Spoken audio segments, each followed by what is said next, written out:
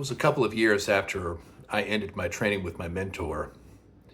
I had seen my spirit guides a little bit, but then I saw one in a manner I've never seen before. This really disturbed me. I remember, I don't know what I was doing, but I think I was heading out. So I got out of my bedroom and looked into the room across the street across the hallway, to the computer room, also where I had my Xbox. And I saw this being sitting on the couch. It was wearing a black hooded robe. She had blonde hair she was wearing her hood and she had blonde hair coming out of the hood. And it was strange because the blonde hair, it was like radiating as if it had light of its own. But the face, I didn't see the face. It was all blurred. But apparently this was one of my spirit guides. Now, I was already aware that I had 4 guides, but I didn't know who this guide was. But from what I understand later, it was the leading guide, the guide who called herself the High Priestess. And when it comes to spirit guides, there are a ranking system. You have a High Priestess that leads the others if there's more than one spirit guide. You have elders, which are the second in commands. And then you have acolytes.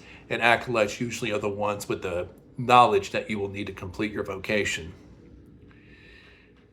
But this was just a sign, I found out later, a sign that I was going in the right direction, because what happened was I was beginning to wonder if maybe my mentor was right, because I was let go because she felt I was going in the wrong direction and I wasn't heeding her advice. And so this was one sign. Another sign which was caused by my spirit guides, I believe, I remember I was in the bathroom cleaning my teeth one evening and I heard something akin to a small rock fall on the floor.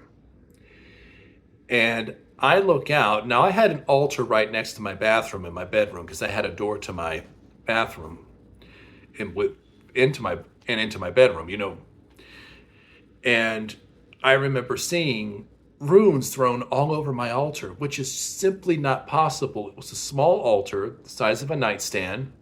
It had a lot of objects on it. There's just simply no way someone could have gone in there, taking out 25 runes, placed them on the small altar without making any noise, then dropping one on the ground and leaving before I could, peer out of the bathroom and see what happened. So I gathered up all the runes except for the one on the floor, and then I found one under the bag where my tarot cards were. And I did a small reading.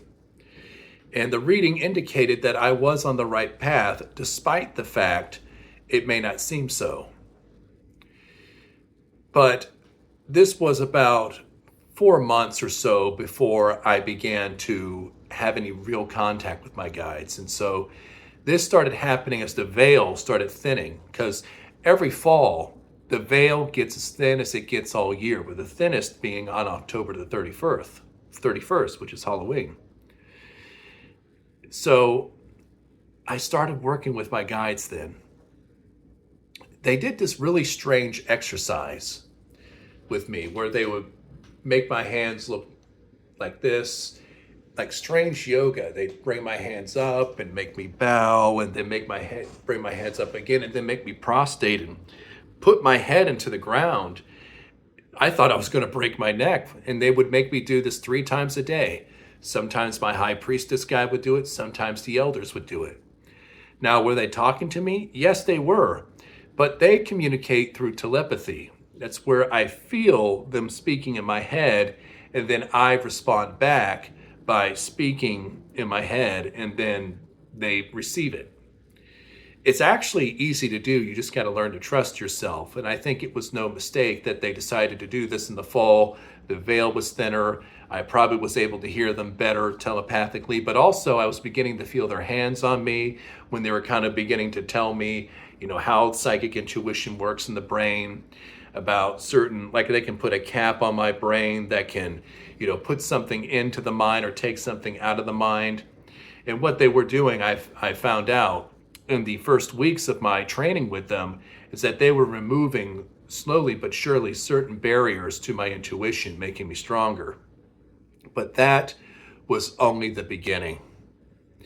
It was probably early November when things got really, really crazy, and I began to question my sanity. And it was an initiation, quote unquote, ceremony that we had. And well, that's going to be a video for Sunday. I think I will put out a video Sunday, if not Monday. But I'd like to hear it. I mean, if anyone here has spirit guides, have you ever seen what I've seen? You know, maybe seen a spirit guide with their faces blurred out, or maybe they're hiding behind their hood, or they've had interactions with their spirit guides where they felt their hands or felt parts of their body. You know, let me know. It'd be amazing to see if other people had the experiences that I had, because very few people have these experiences, just like very few people have spirit guides. So be sure to like and comment, and be sure to subscribe, and you all have a good weekend.